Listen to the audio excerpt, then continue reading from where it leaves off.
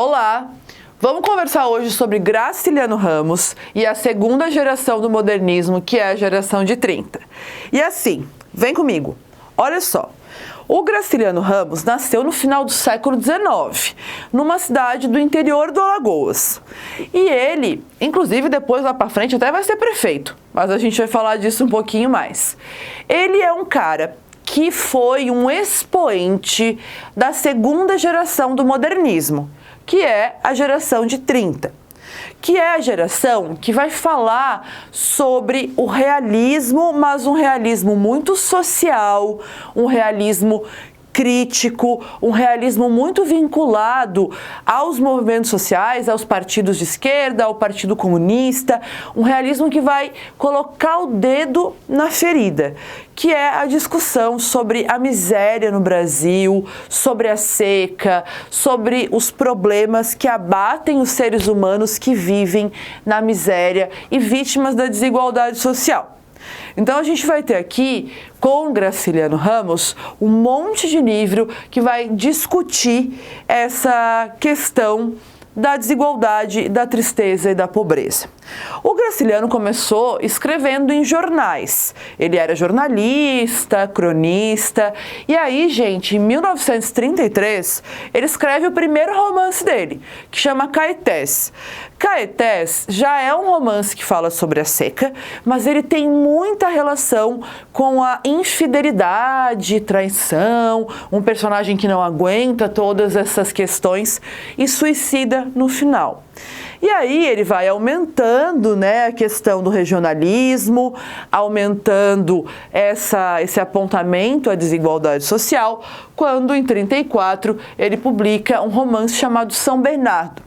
E São Bernardo é muito interessante porque mostra um cara que tecnicamente nasceu mais pobre e ascendeu, né? Ficou rico, dono de fazenda, e aí ele resolve que precisa ter um filho, faz um acordo com uma professora da cidade, e essa professora é uma mulher que tem uma visão mais humanista, mais de direitos humanos, igualitária, e eles vão entrando em bastante conflitos por viver juntos, e ele vai representando o autoritarismo, enquanto ela representa a humanidade, representa a tentativa de igualdade. E ela acaba suicidando no final desse livro. Depois disso, a gente vai ter Angústia, que vocês percebam que é bem rapidinho, né? Um atrás do outro a publicação desses livros. Angústia vai falar sobre um homem que também é mais velho e precisa lidar com as contradições que vive. Só que a gente vai ter o auge dessa publicação, das publicações do Graciliano, no ano de 1938. Percebam que tudo aqui vai ser no interior, vai ser no sertão, vai mostrar o coronelismo, vai mostrar a contradição, né, daquele homem, o coronel, o dono das terras, com as experiências dos seus trabalhadores, das pessoas que vivem em volta deles. Só que quando a gente chega em 38 com Vidas Secas, a gente está falando de um livro que dá uma mudança no olhar dele. Segue sendo um livro que fala da seca, segue sendo um livro que fala da desigualdade social, mas aqui em Vidas Secas a gente vai ver que nasce uma das principais características da obra do Graciliano, que é a tentativa de mostrar o psicológico de pessoas endurecidas pela vida. A gente vai ver em Vidas Secas que existe uma perspectiva de uma família muito pobre, que se percebe enganada pelos donos da terra em que trabalha, que não vê saída, que está sofrendo, tem os filhos, e os filhos, eles não têm sequer nome no livro, porque a linguagem dos pais é tão embrutecida pela pobreza que as crianças não são chamadas por nomes, são chamados por filhos mais velhos, filho mais velho, filho mais novo. Tem uma desumanização que busca uma humanização. Então, várias vezes, os personagens de Vida Seca são personagens que têm dificuldades de se comunicar, que percebem que sofrem de algum tipo de ignorância, que não conseguem melhorar a comunicação entre eles e com esse patrão. Vai ter uma cena em que o personagem principal, o Fabiano, questiona o patrão de que está pagando errado. E o que o patrão fala para ele? Olha, se tu quer ficar aqui, tu aceita. Se tu não quiser, tu vai embora. E ele não consegue muito, né, resolver esse problema. E aí os filhos também sofrem dessa dureza. Essa dureza da seca que é representada pela seca da alma, do espírito. Então, essa característica em que ele começa a trazer também a dureza mostrada como uma questão psicológica, vai seguir aparecendo na obra dele ao longo do tempo. É em Vidas Secas que a gente vai ter um personagem icônico da história da literatura, que é uma cachorra, que se chamava Baleia. Então a família é o homem, a mulher, as duas crianças, uma cachorra e um papagaio. E a baleia, que é o personagem da doguinha, ela é vista com às vezes mais humanidade do que os próprios seres humanos que estão colocados ali. E a cena terrível do livro é a morte da baleia.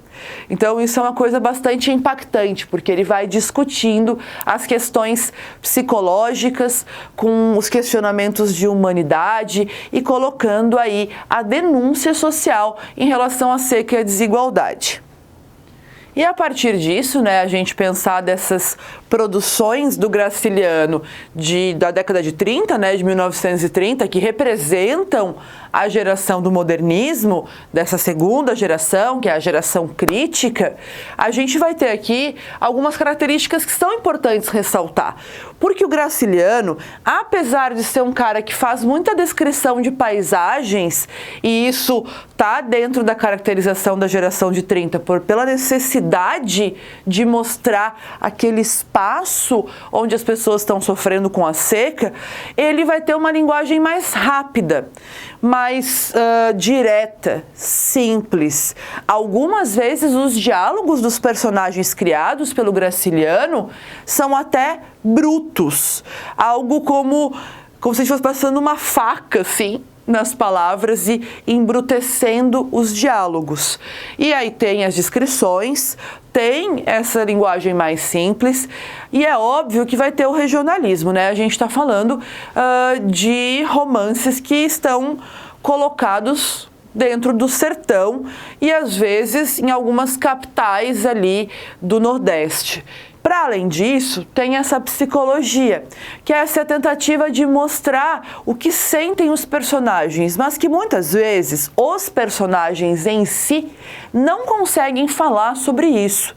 E isso é demonstrado na fala, como é o caso de Vidas Secas, às vezes é demonstrado na descrição do narrador e às vezes é demonstrado numa mistura de discurso, no que a gente chama de discurso direto e indireto, ou discurso indireto livre, que é quando o narrador toma um pouco da voz do seu personagem e mistura o pensamento do personagem dentro da narrativa dele. Então isso vai ser bem forte nas obras do Graça. E aqui a denúncia social, né? Ele vai também ser um membro ativo do Partido Comunista e ele vai ser preso na ditadura Vargas e dessa prisão, né, vai sair um livro que chama Memórias do Cárcere. Memórias do Cárcere é uma publicação póstuma. É um livro bem longo, denso, em que ele aponta desde o momento em que começam a ameaçar ele de ser preso, porque ele já tinha sido prefeito de uma cidade, largado a prefeitura para trabalhar no ministério e começou a propor mudanças no Ministério da Educação, inclusive propondo que o hino nacional não fosse uma coisa obrigatória nas escolas. Então começam a perseguir ele, a galera começa a dar, se liga porque o negócio tá feio pro teu lado. E ele sabia que ele ia ser preso e ele estava se preparando para isso. E aí ele vai contando tudo isso no Memórias do Cárcere, vai contar também sobre como foram os primeiros dias na prisão. Foi um ano de prisão, em que lá no final depois até vão dizer, tudo bem, libera ele porque não tem nada contra ele. Só que ele vai passar por momentos muito importantes dentro do cárcere, como é o caso da retirada de Olga Benário Prestes da cadeia para ser levada para a Alemanha nazista e ser assassinada nos campos de concentração. Então ele conta em Memórias do Cárcere como foi o momento em que os prisioneiros da prisão política, né, do Vargas, começaram a se dar conta de que iam levar a Olga, que era uma alemã judia comunista, para a Alemanha nazista ser assassinada. Então a gente vai ter momentos muito fortes do livro, que vai ser uma publicação que só vai acontecer depois da morte dele. É póstumo. Depois da saída dele da cadeia, é que aí ele vai lá, não, agora vamos filiar mesmo nesse Partido Comunista. E ele vai viver a vida na militância também e vai morrer com um câncer na década de 50.